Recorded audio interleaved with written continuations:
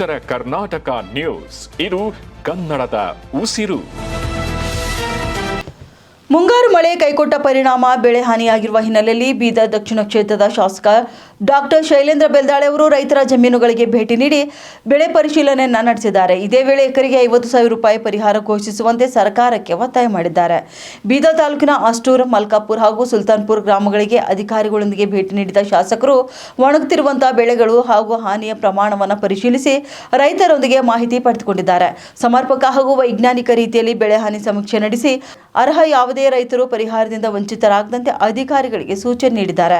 ಇನ್ನು ರೈತರಿಗೆ ಸರ್ಕಾರದ ನಿಯಮಾನುಸಾರ ಪರಿಹಾರ, ವಿಮೆ ಸೇರಿದಂತೆ ಅಗತ್ಯ ಸೌಲಭ್ಯಗಳನ್ನು ಒದಗಿಸಬೇಕು.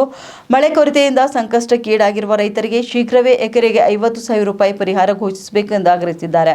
ಬಳಿಕ ವಿಬಿಜೆ ರಾಮ್ಜಿ ಯೋಜನೆಯಡಿ ನಡೆಯುತ್ತಿರುವಂತಹ ಕಾಮಗಾರಿಗಳನ್ನು ಪರಿಶೀಲಿಸಿದ ಶಾಸಕರು ಕಾರ್ಮಿಕರಿಗೆ ದಿನಗೂಲಿ ಹಣ ಸಕಾಲಕ್ಕೆ ಪಾವತಿಯಾಗಬೇಕು ಹಾಗೂ ಕಾಮಗಾರಿಗಳಲ್ಲಿ ಪಾರದರ್ಶಕತೆ ಕಾಪಾಡಬೇಕು ಎಂದು ಅಧಿಕಾರಿಗಳಿಗೆ ಸೂಚನೆಯನ್ನು ನೀಡಿದ್ದಾರೆ.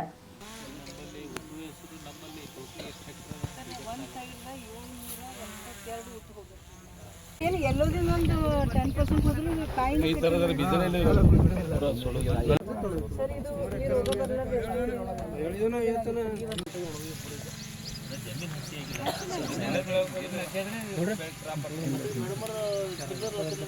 ಅದು ಬಿ ಇಳುವರಿ ಬರಲ್ಲ ಮ್ಯಾಲಿನ ಎಷ್ಟೇ ರೊಕ್ಕ ಯಾರು ಕೊಡ್ಬೇಕು ಪಾಪ ಈಗ ಏನು ಹುಡುಕೋದ್ರೆ ಇಲ್ಲ ಸರ್. ಈಗ ನೋಡಿ ಸರ್, ಸೋಯಾ ನಾವು ಆಕ್ಚುಲಿ ಆಸೆ ಎಲ್ಲ ಸೋಯಾ ಮೇಲೆ ಇಷ್ಟೇ ಬೆಳೆದು ಇಷ್ಟೇ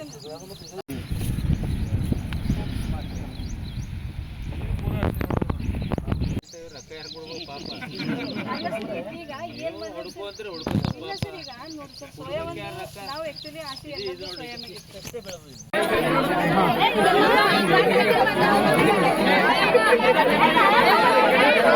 ದುಡ್ಡು ಜಮಾ ಅಲ್ಲತ್ತ ನಿಮ್ಮ ಮಕ್ಕಳದಾಗ ಎಸ್ಸಿ ಅಷ್ಟೇ ಹಿಂಗೆ ಮಾಡ್ಯಾರ ಸರ್. ಆಗಿಲ್ಲ ನಿನ್ನೆ ಒಂದು 6 ಲಕ್ಷ ಆಗಿತ್ತು. ಆಗುತ್ತೆ ಬಟ್